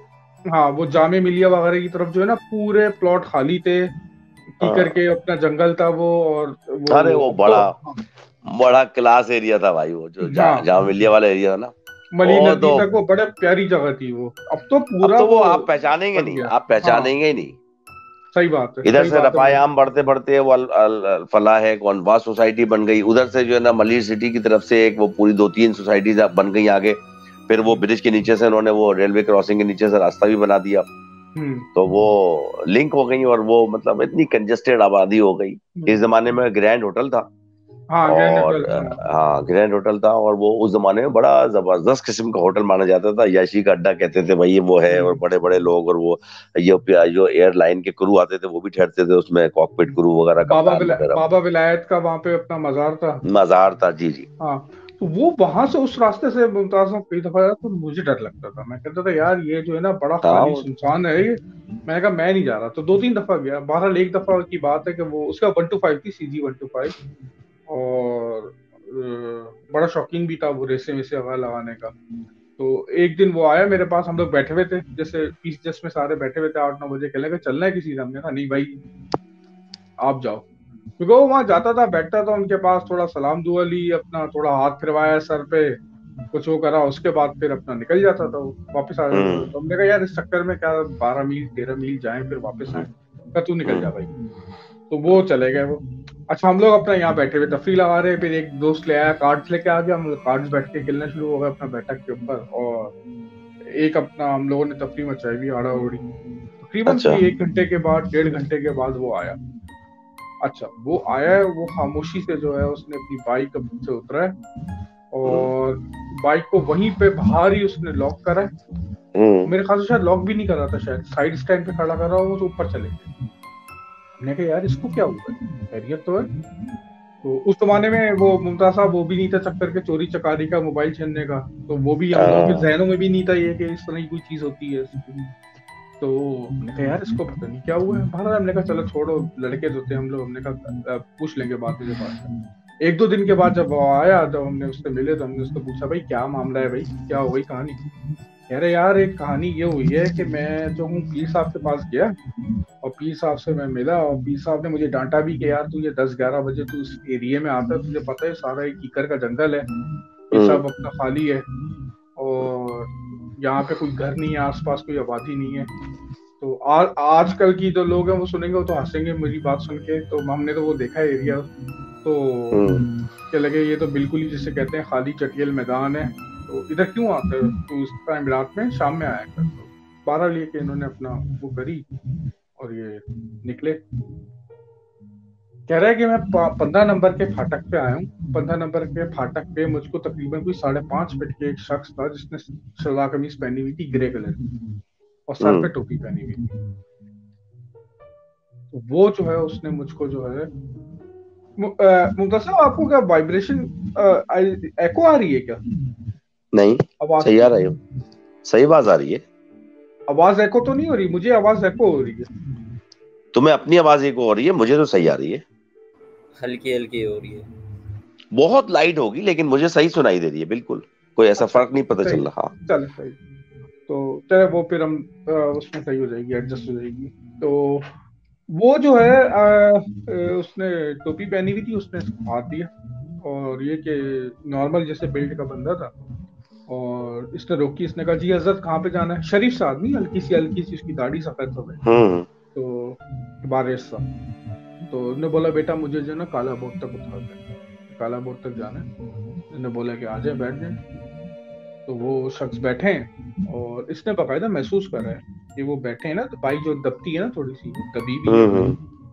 तो इन्होंने कहा चलें, तो चलें। अब ये जो है जी अपना जो है स्लो स्लो मोटरसाइकिल चलाते हुए 20-25 पे ये निकले वहां से, और ये काला बोर्ड तक आते हुए जो है इन्होंने जो है काला बोर्ड नहीं मुमताज साहब, मलिर हाल्ट तक था। मलिर हाल्ट, काला बोर्ड से आगे मलिर हाल्ट। हाँ मलिर हाल्ट, 15 नंबर काला बोर्ड मलिर हाल्ट। हाँ मलिर हाल्ट, ऐसे मलिर हाल्ट दूसरे स्टॉप पर था, मलिर। 2 स्टॉप कह रहा था वो मलिर हाल्ट। हाँ ठीक है ठीक है। हाँ ये कह रहा है कि मैंने इस काला बोर्ड पास करा है, काला बोर्ड और मैं बात करता हुआ आ रहा हूँ कि अंकल आप क्या करते हैं। उन्होंने मुझसे पूछा कि तुम बेटा क्या करते हो? मैंने कहा जी शाहीन एयरलाइन में काम करता हूँ, और ये वो।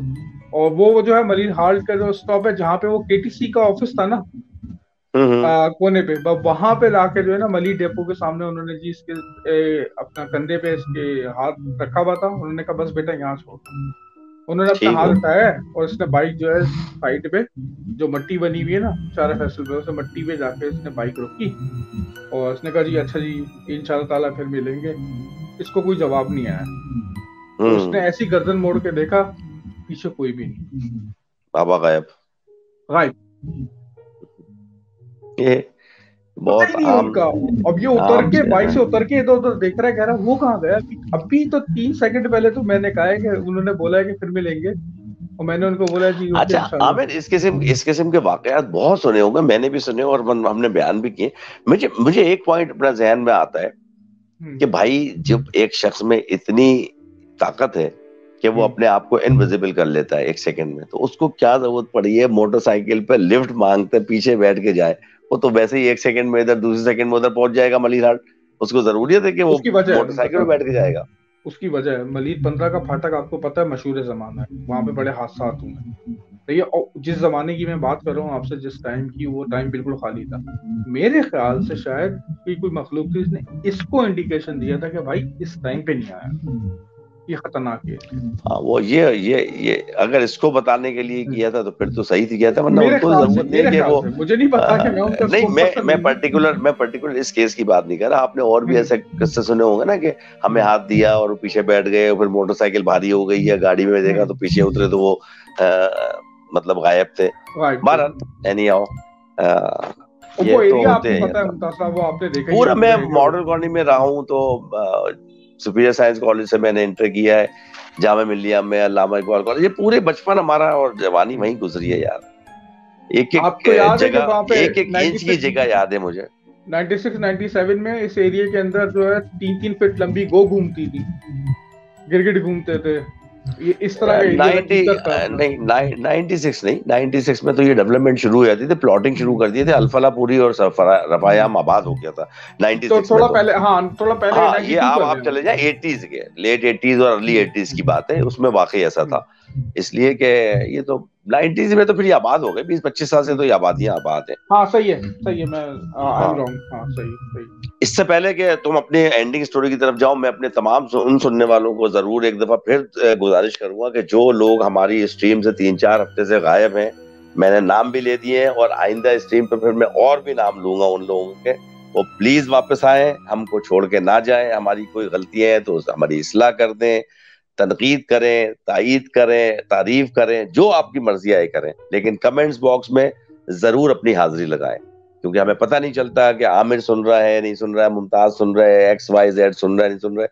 आप एक लफ्ज लिख देंगे या लिख देंगी, हमें पता चल जाएगा कि भाई यू आर प्रेजेंट। तो जो लोग प्रेजेंट नहीं है वो जो है ना, अच्छा एक आमिर बड़ा अच्छा नाम है, अच्छा है, मुझे याद आ गया इस टॉपिक पे, नेकी मुगल। नेकी मुगल मैंने नहीं देखा, ये कौन है?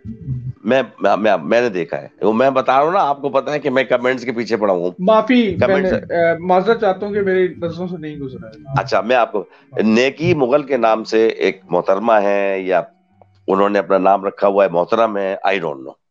उन्होंने एक बड़ी डिटेल अपने कमेंट्स किया था, मतलब कमेंट तो उसको नहीं कहेंगे, वो तो एक किस्म की मतलब कहना चाहिए एडवाइस थी या रिक्वेस्ट थी। उन्होंने कहा था कि मेरे पास बेइंतहा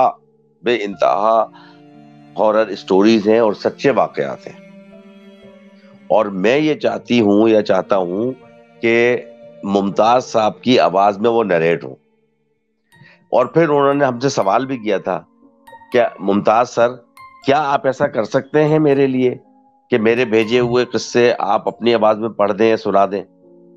तो मैंने उनको जवाब भी दिया था। ये आज से कोई 2-3 महीने पहले की बात बता रहा हूं मैं, जब हमने करीन नहीं की थी, करीन की हकीकत, करीन, ये उस मतलब एपिसोड की मतलब आगे पीछे की बात बता रहा हूं मैं आपको, कि उन्होंने हमसे सवाल किया, तो हमने जवाब भी दिया कि जी बिल्कुल श्योर, आप अपने साथ होने वाले भेजे किस्से भेजें, हमको स्टोरी रिकॉर्ड करके भेजें, आपकी ख्वाहिश के मुताबिक मैं पढ़ दूंगा।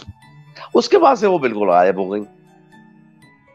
कल मैंने जब उनके ये कमेंट्स देखे तो कोई नोटिफिकेशन आया हुआ था कोई करीन का ना, तो मैं गया करीन वाली एपिसोड पे, तो मैंने देखा तो इनके भी मुझे वो नजर आया, तो मैंने दोबारा पढ़ा, मैं भूल चुका था ये बात, तो फिर मैंने वो डिटेल पढ़ी। अब मैं उनको कहाँ से ढूंढूं या आप उन्हें कहाँ से ढूंढें? तो भाई नेकी मुगल साहिबा या नेकी मुगल साहब, आप जो भी हैं, हम आपकी ईमेल्स का इंतजार कर रहे हैं। आपके जो सच्चे और अच्छे वाकयात, जैसे आपने कहा था कि मेरे पास बहुत सच्ची कहानियां हैं और अच्छी कहानियां हैं, और मैं चाहता हूं या चाहती हूं कि वो नरेट कर दे मुमताज साहब, तो I am ready and I am waiting for your stories. जो भी सच्चे वाकयात हैं जल्द से जल्द भेजें, आई विल नरेट इट। जी, हर कोई मुमताज साहब से नरेट करा रहा है। मैं और अनस से काम करते हैं, सब्जियां बेचने चले जाते हैं हम लोग। पपीते वो आपका मकसूद है, लफ्ज है, पपीते बेचते हैं। अच्छा, मजेदार बात देखें मुमताज साहब के, कल लास्ट की स्क्रीन के अंदर आप बिल्कुल अपना जो हाइप थे, आप 10 मिनट के लिए आए थे, तो ऐसी बात है, मुझे यार वो बार-बार उसके अंदर कमेंट आया, बहुत आला मुमताज साहब, बहुत आला। मैं जोर से हंस रहा। मैंने कहा नहीं यार, चलो मोहब्बत है, क्या करें, अगर लोग करते हैं तो। असल में उस वक्त जो है ना, लास्ट एपिसोड में मुझे खांसी आ रही थी बार बार, तो अच्छा नहीं लग रहा था ना मुस्तकिल, मतलब ये कि मैं वो कैमरा बंद कर देता था, फिर खांसता था, फिर चला जाता था, फिर इसी तरीके से चले। थैंक यू वेरी मच सब लोगों का, कि कुछ लोगों ने मुझे मतलब दुआएं भी दी कि आप जल्द सेहतमंद हो जाएं, गेट वेल सून। तो उन सब लोगों का भी बहुत बहुत शुक्रिया, जिसने भी ये लिखा कि गेट वेल सून मुमताज साहब, आपकी तबीयत जल्दी ठीक हो जाए, अल्लाह ताला आपको, तो उसका बहुत बहुत शुक्रिया उन सब लोगों का। और ये कि एंडिंग स्टोरी की तरफ चलते हैं, और जी एंडिंग स्टोरी जो है वियतनाम और मलेशिया की स्टोरियां हैं, मुख्तलिफ रिलीजन की, मुख्तलिफ लोगों की, और उन लोगों ने जो चीज़ एक्सपीरियंस करी। तो हम लोग जो हैं, मैं यही मेरी अपना वो प्रायोरिटी है, मेरा यही मकसद है कि लोकल जो स्टोरीज हैं वो मुमताज साहब कवर करें, और जो इंटरनेशनल एक्सपेक्ट है वो मैं देखूं, उसको मैं लेके आऊं। मोर और लेस वो एक ही चीज है, लेकिन उससे ये पता चलता है कि एक डिफरेंट कल्चर या एक डिफरेंट कंट्री के लोग जो हैं वो इस बारे में क्या सोचते हैं और वो किस किस्म के एक्सपीरियंसेस से गुजरते हैं। एंड आई होप कि सब लोगों को पसंद आएंगी। और ये कि इसके बाद हम लोग स्ट्रीम खत्म कर देंगे। मुमताज साहब, any last word for you? तो आप नहीं, आपकी स्टोरी सुनते हैं, फिर उस पर कमेंट्स करेंगे, फिर हम खुदा हाफिज करेंगे। पहले आपकी स्टोरी सुनते हैं, फिर कमेंट्स करेंगे, फिर हम लोगों से इजाजत लेंगे। आपकी स्टोरी सुनते हैं पहले। चले।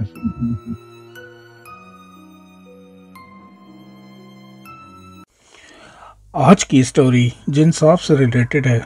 वो कहते हैं कि उनका बचपन इंतहाई डिस्टर्ब गुजरा है। वो प्रॉब्लम चाइल्ड थे और उनके आस पड़ोस में भी लड़ाई झगड़े और मसले होते रहते थे। ये लोग अपनी नानी के यहाँ रहते थे। इनके वालिद इंतहाई स्मार्ट और पढ़े लिखे थे, मगर जॉब ना होने की वजह से अल्कोहलिक हो गए थे। हो सकता है जो मखलूक उस घर में रहती थी वो इन लोगों के मामलात में असरअंदाज हो रही थी। ये अपने 2 वाक़यात बताते हैं कि घर में सबको टेरेस पर जाना सख्त मना था। एक दिन ये आंख बचाकर टेरेस पर चले गए। वहाँ था तो कुछ नहीं, मगर अपनी तबीयत से मजबूर होकर ये टेरेस की बाउंड्री वॉल पर चलने लगे। नीचे देखते हैं तो उनको अपनी नानी नज़र आती हैं, जो गार्डन में से उनको गुस्से से देख रही होती हैं। फिर घर के अंदर चली जाती हैं। इन्होंने सोचा आज तो खैर नहीं, कंफर्म पिटाई है। बहरहाल ये नीचे गए तो घर वालों ने कुछ ना बोला। शाम में नानी के पास गए और पूछा कि नानी, आपने क्यों कुछ नहीं बोला दोपहर के वाक़े पर? तो नानी चौंकी और पूछा क्या हुआ? तो उन्होंने सब कुछ उनको बताया। तो नानी का रंग वाइट हो गया। उन्होंने कहा कि वो तो दोपहर को सो रही थी और वो बाहर गार्डन नहीं निकली। उन्होंने उनको बहुत डांटा और कहा आइंदा ऊपर नहीं जाना। अगर वो नानी नहीं थी तो कौन थे? ये अपना अगला वाक़या बयान करते हैं कि इनके नाना जब ज़िंदा थे तो बिजली सर्किट सब फेस चेंज वगैरह वो ख़ुद करते थे। फिर उनका इंतकाल हो गया और घर के दूसरे बड़े ये ड्यूटी या जॉब करते थे। एक दिन लाइट गई हुई थी। इनको ना जाने क्या ख्याल आया, ये इलेक्ट्रिसिटी बॉक्स को खोलकर उसमें घुस गए। अरे वाह, हर कलर की वायर और नीले पीले लाल बल्ब लगे हुए थे। आदत से मजबूर सबको छूना और छेड़ना शुरू कर दिया। ये अपनी कार्रवाई में अपनी धुन में मशगूल थे कि अचानक पीछे से इनके किसी अंकल की नज़र पड़ी। वो चीखे तो उन्होंने अपना हाथ खींचा। बताते हैं कि बॉक्स के अंदर से एक हाथ ने इनके हाथ को पकड़ लिया। वो हाथ भालू के हाथ जैसा था, इंतहाई बड़ा हाथ जो कि बालों से भरा हुआ था। और स्प्लिट सेकंड में लाइट भी आ गई। उस हाथ ने इनको बोट से दूर पुश कर दिया। उसके बाद इनको कोई होश ना रहा। जब औसान बहाल हुए तो घर वालों ने बताया कि ये स्विच बोर्ड के पास बेहोश पड़े थे। ये कहते हैं जो मखलूक भी उस घर में थी वो बुरी नहीं थी, मगर उसका असर बहुत नेगेटिव था इन लोगों की ज़िंदगियों पर। ये लोग जब तक उस घर में रहे परेशान ही रहे। नाना और नानी की डेथ के बाद जब वो घर बेचा गया तो उन तमाम लोगों के हालात बहुत बेहतर हो गए जो उस घर में रहते थे। नानी भी सारी ज़िंदगी उस घर में बीमार रहीं और आखिरी टाइम पे आके तो वो कोमे में चले गईं। 3 महीने कोमे में रह के उनका इंतकाल हुआ। और नाना भी इंतहाई सेहतमंद आदमी थे, लेकिन जब उन्होंने ये घर बनाया और इस घर में शिफ्ट हुए तो उसके बाद से वो बीमार रहना शुरू हो गए थे। ये वाक़यात लिन के साथ पेश आए थे, जो कि वियतनाम की कैपिटल हनोई में वाक़ अपने आबाई घर के बारे में अपना किस्सा शेयर कर रहे थे। लिन आज भी हनोई में रहते हैं, मगर अब उनके घर वालों की पोजीशन बहुत आसूदा है और वो ये समझते हैं कि वो घर इनके और इनकी फैमिली के लिए एक बुरी याद ही रह गया है। दूसरा वाक़या जो है वो 6 पॉलिश दोस्तों के दरमियान हुआ। ये पॉलिश दोस्त अपनी स्टडी के लिए एक मलेशिया की यूनिवर्सिटी में एडमिशन लेते हैं और मलेशिया पहुंचते हैं। उनको वहां से यूनिवर्सिटी की तरफ से एक अपार्टमेंट मिला जिसमें 3 बेडरूम थे। तो ये 2-2 की जोड़ी की सूरत में उसमें शिफ्ट हो गए और अपने आप को एडजस्ट कर लिया। पहले तो 2 वीक तो कुछ नहीं हुआ, हर चीज़ नॉर्मल चलती रही, लेकिन फिर सेवरल पैरानॉर्मल वाक़यात हुए जो कि उनके साथ इस तरह से पेश आए कि ऐसा लग रहा था कि जैसे लड़ियों में से दाने गिर रहे हैं। पहला वाक़या उनके एक दोस्त के साथ हुआ जो कि दूसरे रूम में रहता था। इन लोगों को आवाज़ आई कि कोई रो रहा है, तो ये बराबर वाले कमरे में गए तो देखा कि इनका दोस्त जो इनके साथ यूनिवर्सिटी भी जाता था वो घुटनों में सर रख के सिसक के रो रहा है और डरा हुआ है। जब इन्होंने उससे पूछा कि क्या हुआ तो उसने कहा कि वो अलमारी से कुछ निकाल रहा था कि किसी ने उसको अलमारी के अंदर पुश करा बहुत ज़ोर से, इतना ज़ोर से कि जैसे कोई चाह रहा था कि इसको अलमारी के अंदर पुश करके इसको बंद कर दे। वो इतना डर गया था कि वो वहाँ से फ़ौरन ही चला गया अपने एक दोस्त के यहाँ और वहाँ पे जाके तकरीबन 2 हफ्ते रहा जब तक वो नॉर्मल नहीं हो गया। जब नॉर्मल हुआ तो उसके बाद वापस आया, लेकिन उसके बाद भी वो डरा सहमा ही रहता था। दूसरा वाक़या ये पेश आया कि ये तमाम लोग यूनिवर्सिटी से तकरीबन 2 बजे वापस आए। ये तमाम लोग एक साथ ही यूनिवर्सिटी से वापस आते थे। उसके बाद खाना वाना खा के सब अपने अपने कामों में, अपनी मसरूफियत में लग जाते थे। कोई सोने चले जाता था, कोई मोबाइल पे लग जाता था, कोई अपनी लॉन्ड्री करना शुरू कर देता था, कोई टीवी देख रहा होता था, कोई इंटरनेट पे बैठा हुआ होता था। तो इसी तरह से उस दिन गर्मी थी, तो इनमें से आधे से ज़्यादा लोग सो गए, या 2 या 3 लोग आप कह सकते हैं कि सो गए। एक लड़का जो है वो मोबाइल यूज़ कर रहा था और एक लड़का जो है वो टीवी देख रहा था अपने रूम में। इन साहब की भी आंख खुल गई और ये भी अपने मोबाइल में लग गए।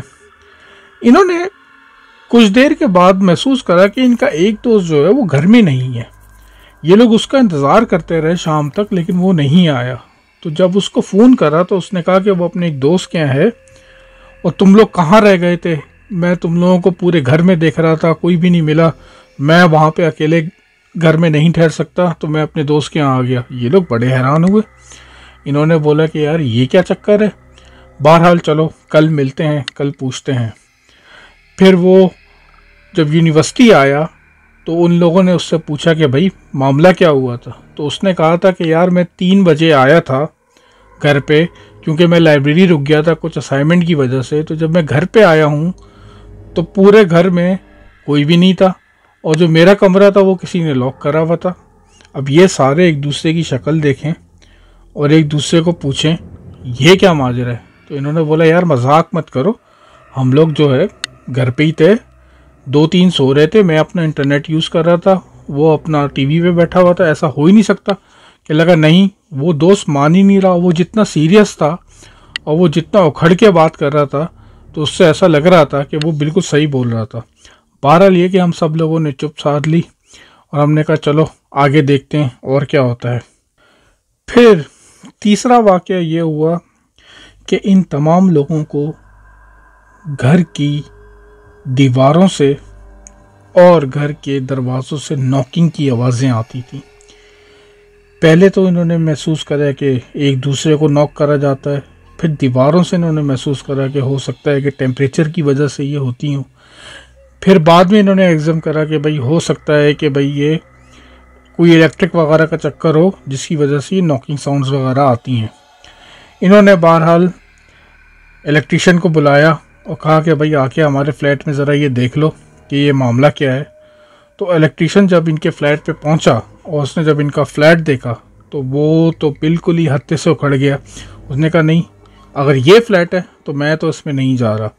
बहरहाल वो अंदर नहीं आया और बाहर ही से निकल गया। हमने उसको बाहर जाके पकड़ा और उससे पूछा कि भाई क्या मामला क्या है। तो उसने बताया कि इस फ्लैट के अंदर पिछले 8 या 10 साल से 2 से 3 खुदकुशियाँ हो चुकी हैं और इस फ्लैट को इंतहाई पैरानॉर्मल माना जाता है, इवन यूनिवर्सिटी की सराउंडिंग के अंदर भी।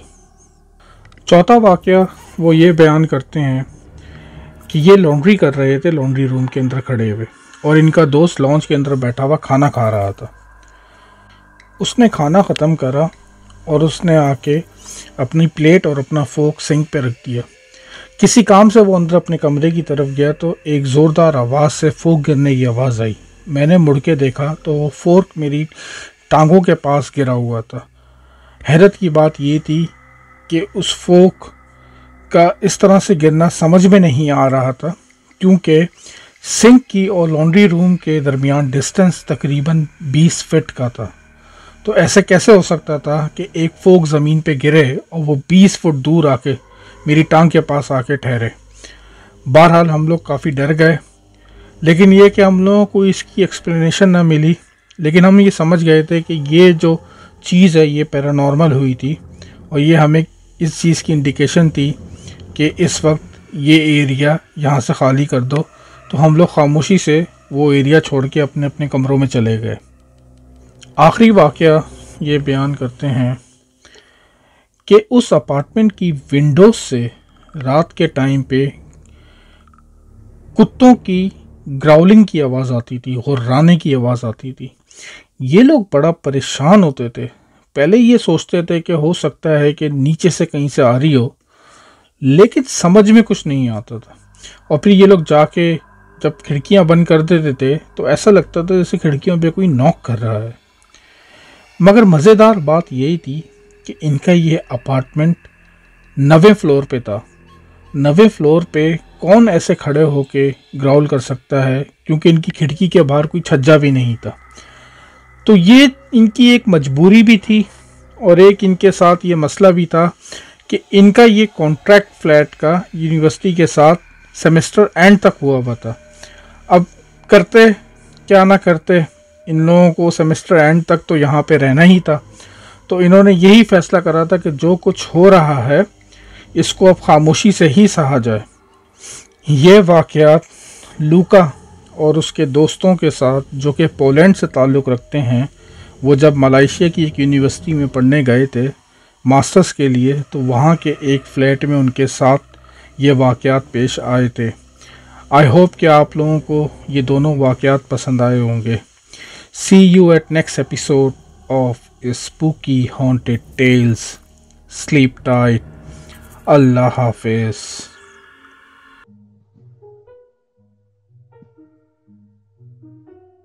जी यार, जबरदस्त जबरदस्त, बहुत अच्छी थी। और मैंने बड़ी गौर से सुनी है दोनों। वो जो आपके जो पोलैंड के 5 दोस्त थे, 4 दोस्त थे, वो पढ़ने के लिए जो मलेशिया गए, 6 दोस्त, वो भी सुनी। और उससे पहले जो थी वो थोड़ी सी आम सी थी। वो नाना नानी, मतलब उन्होंने इलेक्ट्रिक बोर्ड में हाथ डाला तो उनके अंदर से हाथ निकला और उसमें पूरे बाल थे। बिल्कुल वो हॉन्टेड घर था। और उन्हें बाद में पता चल गया और बाद में उनको एहसास भी हो गया इस बात का कि भाई अब इसमें ज्यादा 3-5 नहीं करना, बेहतर है कि आप अपना किनारा कशी करो। फिर वो लास्ट फाइनली वो घर छोड़ के चले गए। लेकिन मुझे उसमें ज्यादा मजा आया कि उनके साथ 4-5 इवेंट ऐसे हुए कि एक दफा तो उनका जो दोस्त आया तो पता चला कि वो 3 बजे आगे चला गया। उसने सारे दोस्तों को देखा, वहां पर नजर ही नहीं आया। उसके वापस चला गया, किसी और दोस्त के पास जाके सो गया रात भर, जबकि वो लोग वहीं पर बैठे हुए। ये फिनोमेना था कि आप अपने घर में हो और आपको कुछ नजर ही नहीं आ रहा।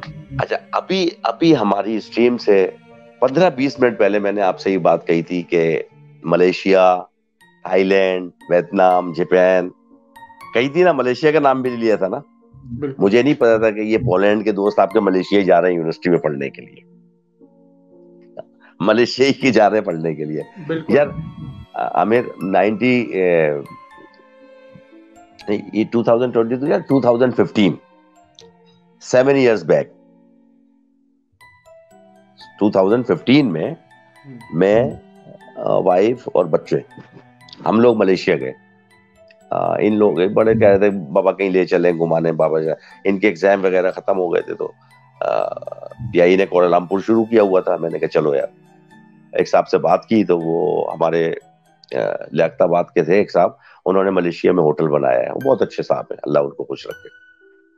हम चले गए कोलालमपुर, तो वहां से हमने एक ट्रिप लिया। वो जो हाईलैंड है ना, कौन सा हाईलैंड है बड़ा मशहूर, अभी याद आ जाएगा यार, हाईलैंड है, वहां पर हम चले गए। तो रास्ते में एक वहां पर एक वो है, हिंदुओं का मंदिर भी है बहुत बड़ा, और 110 फीट ऊपर स्टेच्यू लगा हुआ, 110 फुट ऊंचा स्टेच्यू लगा हुआ है। तो वहां से जिस हम टैक्सी में बैठ के जा रहे थे, तो वो पेशावर का एक हमारा पख्तून भाई था, वो वहां पर टैक्सी चला रहा है। तो वो हमारा मसला ये था कि हम वहां पर, अच्छा आमिर ऐसा है कि 4 लोगों की टैक्सी है ना, तो 4 बैठेंगे, 5 नहीं बैठ सकते, मतलब मुमकिन ही नहीं है। अच्छा, अब हमारे 3 बच्चे, 2 हम, तो मियां बीवी, तो हम 5 हो गए थे। तो वो उन्होंने बोला आप 7 सीटर लें, हम 7 सीटर में जाएंगे। वो BRV टाइप की होती है ना क्रॉस में, तो वो गाड़ी ले आया। खैर उसने हमें बताया कि यहाँ से जो है ना, मतलब वो जो स्टेच्यू बना हुआ है उसकी भी एक जगह है, नाम मुझे याद जहन से निकल जाते हैं, वहां से लेके और उस हाईलैंड तक वो पहाड़ी सिलसिला भी है और वो घना जंगल है। तो उसने 2-3 किस्से सुनाए अपने वहीं पर। अब वो किस्से में नहीं सुना रहा, वरना मैं भूल भी गया हूं ना, मुझे सही याद है। तो वो जब इनके पश्तो स्पीकिंग भाई आए ना, उधर बहुत है वहां पर पश्तो स्पीकिंग कोलालमपुर में, आपको पता है ये बात? आपको पता है पश्तो स्पीकिंग लोग? मुझे इसका अंदाजा है। हाँ, बहुत है। यानी कि जो हमारे ये ANP के लीडर भी है, मैं कोई पॉलिटिकल बात नहीं करना चाह रहा, इस्फत यार वली साहब, उन्होंने भी मलेशिया में जाके होटल बनाया है। बीच में बहुत ज्यादा अपॉर्चुनिटीज आई थी इधर। हाँ, तो वो बता रहा है कि उनके साथ 2-3 ऐसे वाकयात हुए कि वो रातों को निकल के भाग गए भाग गए। अच्छा।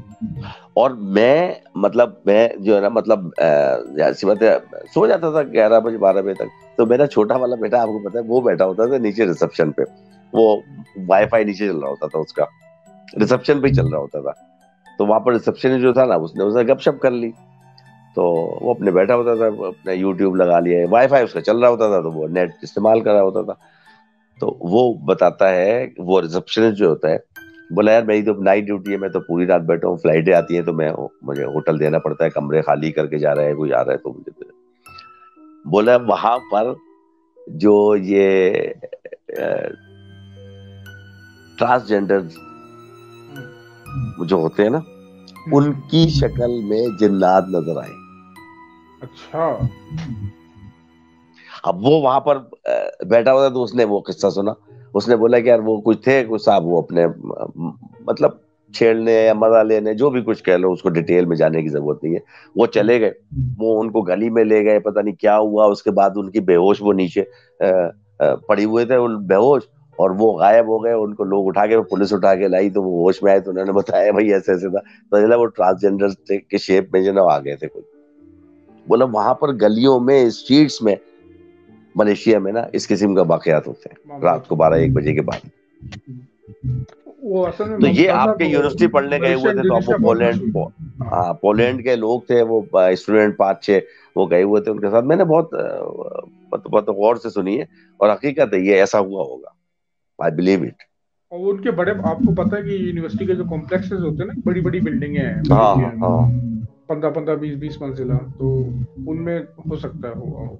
और अब आपको ये पता पता है नहीं कौन सी, मलेशिया में खुदकुशी का किस रेट भी यूनिवर्सिटी बहुत में पढ़ ज्यादा रहे थे, है। इस यूनिवर्सिटी का एक किस्सा आया हुआ है, इसका टेप पड़ा हुआ है एक, मलेशिया की यूनिवर्सिटी का, कोलालमपुर की। ये तो मुमताज साहब बिल्कुल, जिससे कहते हैं कि मैंने एक ऐसे सोर्स से निकाली है कि ये इसका हमसे हाँ, हो रिलेशन नहीं सकता था। है।